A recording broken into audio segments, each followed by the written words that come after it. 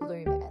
The Blume edit. The Blume edit. The Blume edit. The Blume edit. You're listening to The Blume Edit, where we talk all things beauty, business, and being unfiltered. I'm your host, Kia from Blume Aesthetics. Welcome back to The Blume Edit. I'm Kia from Blume Aesthetics. Today, we're joined with someone who's made waves in the fitness world, online and on stage.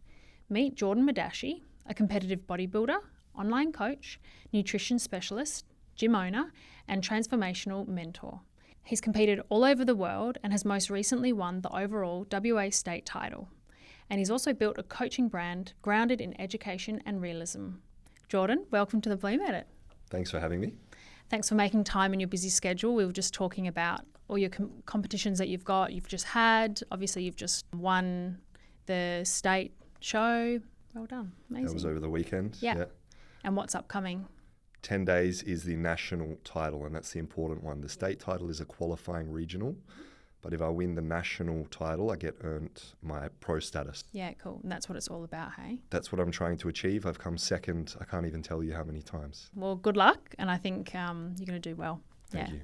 So let's go back to the beginning. What made you first start lifting? Was it aesthetics, confidence, a way to process something? Probably watching too many Sylvester Stallone and Arnold Schwarzenegger movies. Yeah.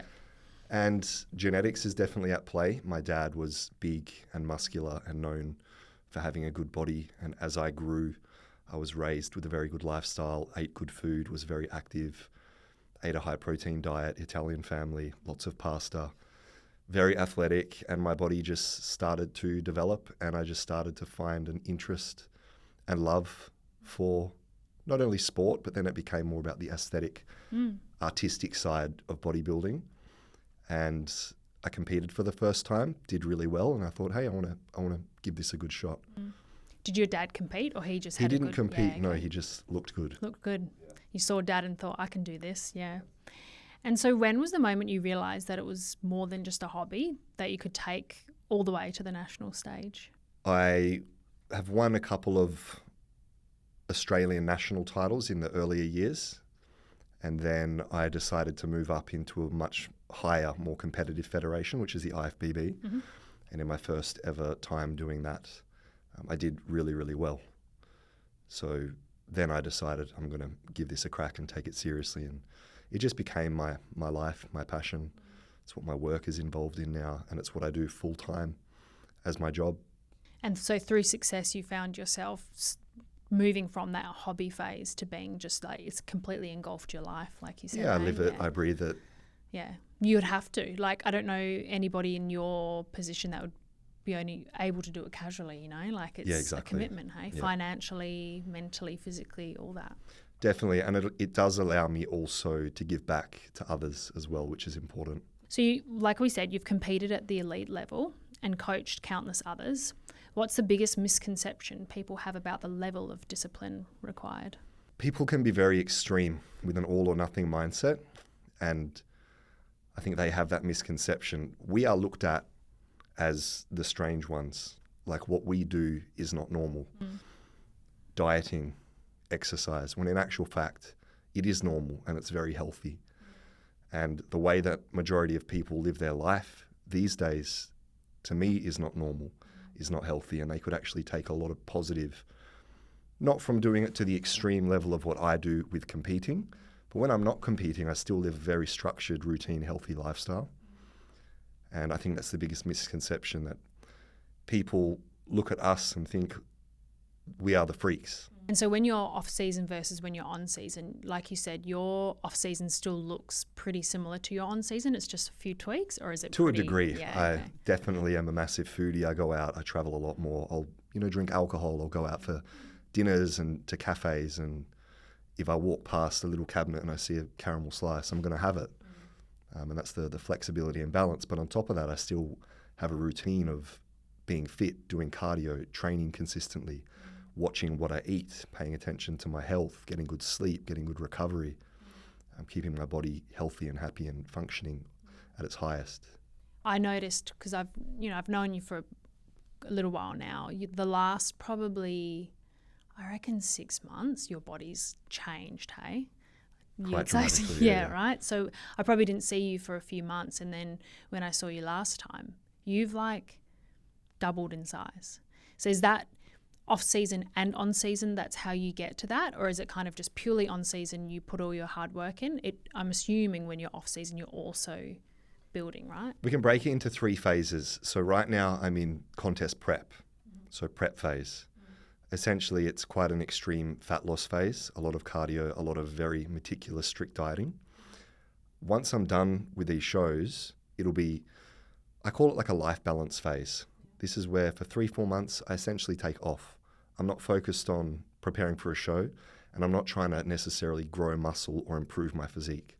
I just want to relax, reflect, recover, and really enjoy life. This is where I travel.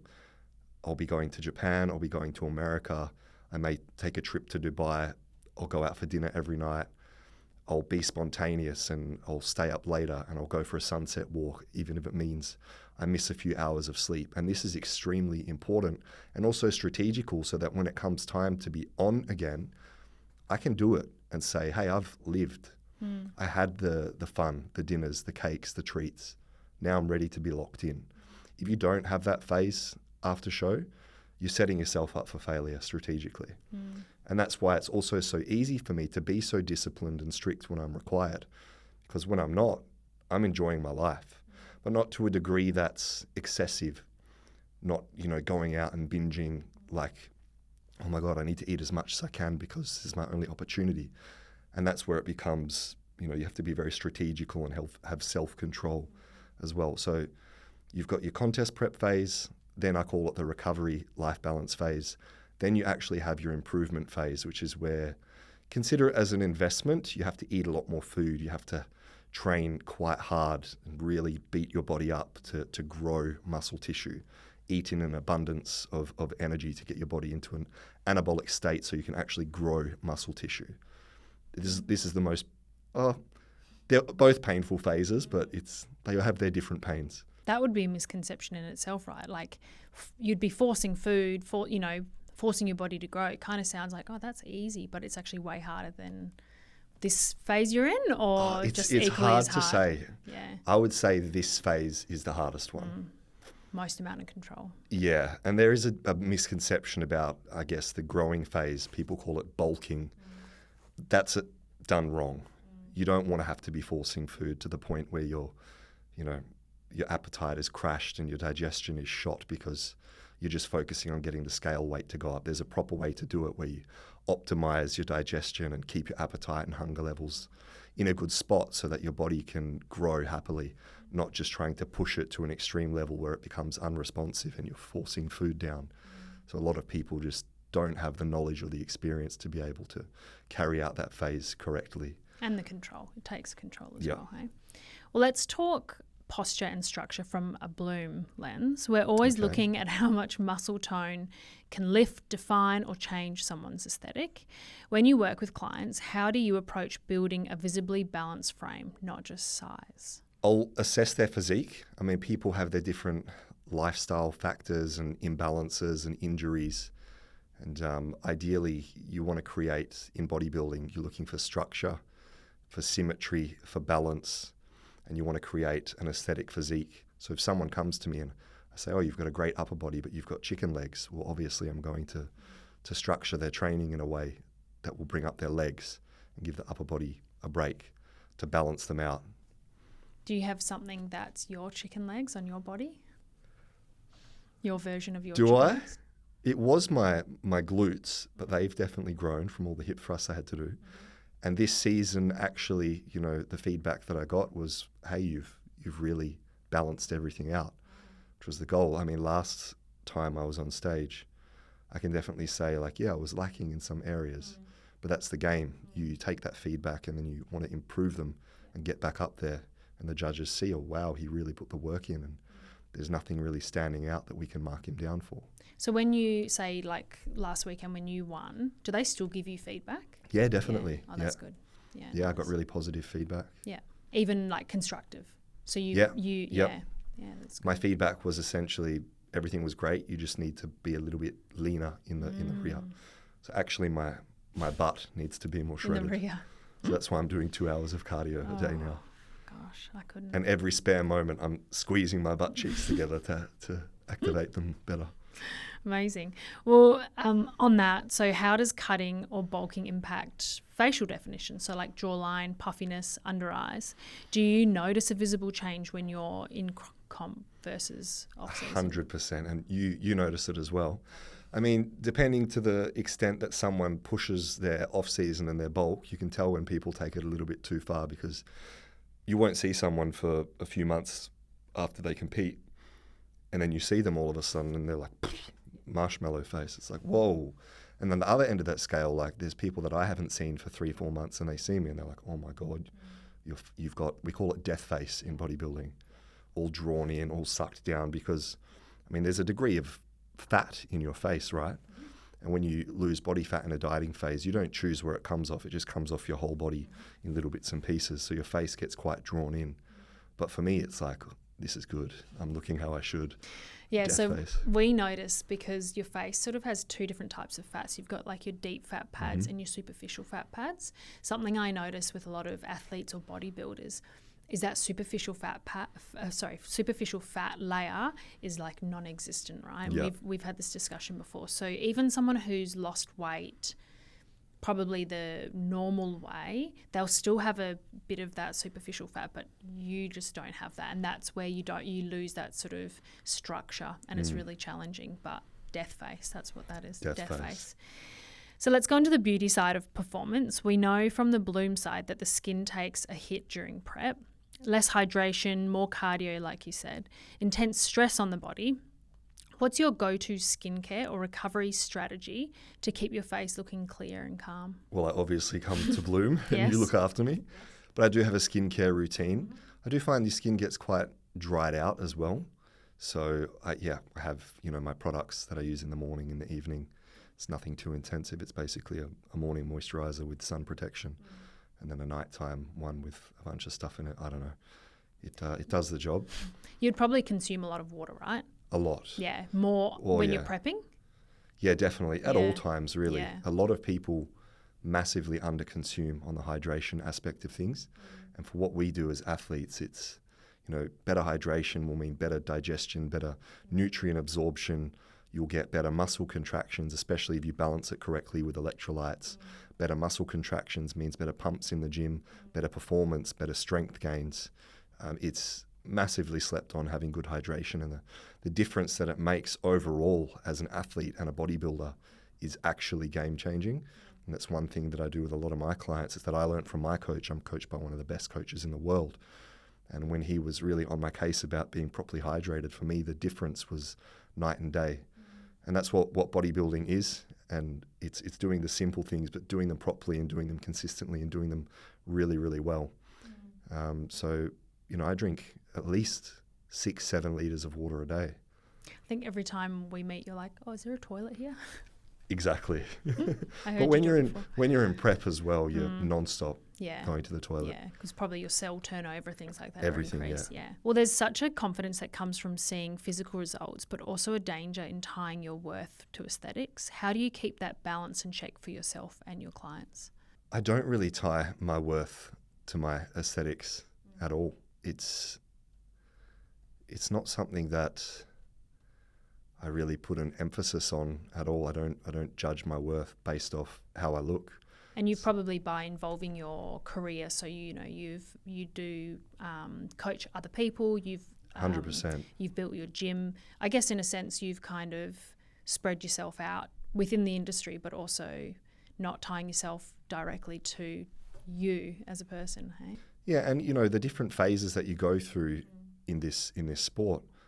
As an off season, for an example, you're going to get a little bit fluffier, puffier. You're not going to be shredded and having that really defined body. And that is definitely something that I have to work through with a lot of clients. But if you want to be successful, it's looking at it like an investment and a phase that you have to go through. So it's really about embracing it. And it's easier said than done. Like in my younger years, I always wanted to be shredded and have abs all year round to look good on Instagram. And but that's because people, unfortunately, in today's day and age, tie their self-worth to their image. But there's so much more to a person. And it's not just about how you look. It's about how you feel, your health, your emotional health, your mental health, and your physical health. And that doesn't just tie into the way that you look. You go on stage and go, this is how I look, but this is a reflection of everything that you just said. So without all of that, you won't look the way you look. Yeah. So you run Dash 1 by Jordan Madaschi, your coaching platform. What makes your method different in an industry full of 8-week plans and body hacks? Experience, definitely. I've been doing this for over 10 years. And it's a combination of, yes, I'm very science-based and data-driven. I'm very meticulous. But you have a lot of people who are too reliant on just science and data. There's also a practical application and experience. In bodybuilding, there's old school methods, and the old school methods aren't necessarily always proven by science, but they have a lot of logic behind them. And that's one thing I've definitely learned from my current coach. He would be considered quite old school, but he's extremely intuitive. And he'll make you do things just based off looking at you and say, I think this is what you need.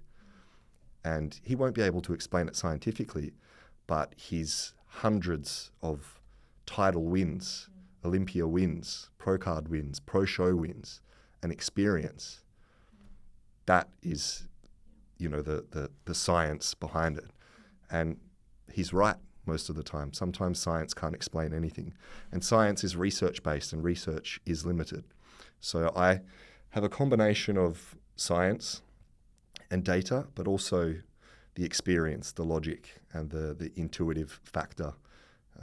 And I place a massive, massive emphasis on the mental aspect of things with my clients as well, which means establishing very good communication, just making them feel comfortable, open communication, honesty, never feeling afraid to come to me if they have questions, like they're a nuisance, like it's considered complaining. I'm like, you give me the data and I'll do everything that I can in my power to help you. And I form really good relationships. Just today I had a team training session. I had about 10, 15 of my athletes come down to the gym, and we all trained together at the same time and met each other, and people paired up. And it's just really cool, the community and the team aspect that you can create to make people feel like they're a part of something bigger. Yeah, amazing. So if someone listening is trying to start their transformation but feels a bit overwhelmed, where would you suggest that they begin? Slide into my DMs. Yeah, fair. Anything else? It's so hard in everyone is trying to be, an online coach these days. And I didn't necessarily choose to become a coach. I started out as a PT, as most do. I actually moved to Switzerland and opened a gym there. And that's how I met Larissa, my partner. And all of my PT clients that were back in Australia were like, Jordan, you've left us, but can you write my diet? Can you write my training? And I was like, oh, why not? I can make some money from this, extra cash on the side. And it kind of started like that. That's how I got into online coaching. And then from there, it just grew and grew and grew. But the foundation has always been, for me, is just be a good coach. It's not about the money or the lifestyle, which is what all of these other younger coaches are chasing. They see someone like me, without being arrogant, that I work for myself, I travel all around the world, I do all of this cool stuff, and they want that. But my advice to them is like, focus on being a damn good coach and going above and beyond for your clients, which is what I do. If someone shows me that their heart and their soul and their passion is in it, I'm all in. Because that's, when I was a younger athlete coming up, that's exactly what I would have loved to have, as a coach that believed in me like that. I think when you make it look so easy like you do, people probably are attracted to that. They go, I want what he has. I think I can do that. He makes it look like I can do it. And it's like there's actually so much hard work and time and effort and, loss and energy and everything that's gone into it for years. Yeah. And people don't see the nights where I'm up till 2, 3 a.m., doing check-ins and emails and in different time zones, just because I don't show that side of things. I'm not trying to brag about, look how hard I'm working. I'm just doing the work because it's my job. Yeah, because you enjoy it. And because, I love it. So what's next for you? We were talking about in 10 days. Did you say 10 days is your next show? Yeah. So have you got any new new content, new products, anything else new coming up for you? My main focus right now is just making it through the next 10 days, which is very intensive routine to bring the improvements that I need to hopefully finally win my pro status at this show. So that'll be in Melbourne. Then I pretty much fly back to Perth for one day, repack my suitcase, and I head straight over to Vegas. And I'll be there for a month in America, mainly in Vegas, which is where my coach is based. And the Mr. Olympia is there, which is the biggest bodybuilding show in the world. So I'll be attending that, watching it, and, you know, hanging around my coach and all of his athletes who are Olympians at the highest level, and getting to experience that and meet the team, which will be incredible. And then ideally, the goal is that I can win my pro status in Australia. Then I can just enjoy myself in America. And then I'm going to Japan at the end of November, which is where I would like to do my first pro show. So you get your pro card here in Australia, and then that means you then can no longer compete in Australia, is that right? I can no longer compete in amateur shows. And in Australia, there are no pro shows at the moment. So I can compete in pro shows all around the world. They're in Asia, they're in Europe, they're in America. Yeah, amazing. But Japan is my dream pro show. I've been there to watch it before, and they just put so much effort into it, and it looks incredible. And I love Japan. How exciting. Sounds like a good few months ahead. So final question, what's one thing that you want more men to know about confidence and taking care of themselves both inside and out? I want to encourage more guys to take a bit more care about themselves. I don't know if there's a little bit of a stigma about, you know, getting treatments and paying attention to your image and the way that you look. But yeah, for me, it's bodybuilding. I guess it is an image-based sport, and it's aesthetic, but it's also about health. And, you know, an aspect of bodybuilding for me is keeping really good looking, healthy skin. And with age, with the intense training that you do, you know, things are going to deteriorate. And there are things that you can do to counteract against that, to keep you feeling young and fresh and radiant and looking good. Because we're all going to get old and wrinkly at some point, but if we can slow down that process, then why not? So yeah, don't be afraid as a guy. Have a skincare routine, and if you've got a girlfriend, just get them to do it for you. Use their stuff. Yeah, hey? exactly. Well, Jordan, thank you for the honesty, discipline and presence you brought today. Whether it's about symmetry, skin or structure, we love when people remind us that beauty is built just like muscle, slowly, intentionally, and with a purpose bigger than vanity. This is the Blume Edit. See you next time. This is the Blume Edit. Unfiltered, unscripted and unapologetic. Subscribe now and tune in weekly.